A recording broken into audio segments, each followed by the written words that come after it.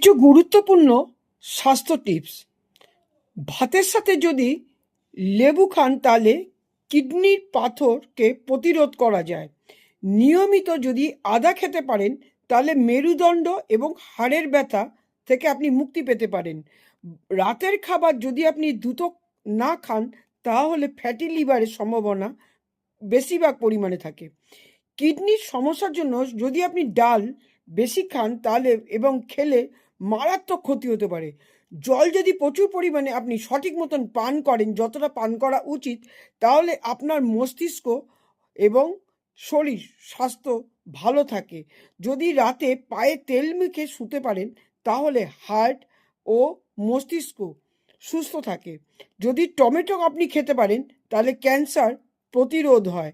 আর যদি শশা খেতে পারেন প্রত্যেক দিন তাহলে আপনার ওজনকে ব্যালেন্স করতে পারবেন, ওজন বৃদ্ধি হয় না। এই কতগুলো জিনিস। আর পা যদি আপনার পায়ের মাংসপেশি যদি আপনার ঠিক থাকে তাহলে আপনার হার্টও ঠিক থাকবে।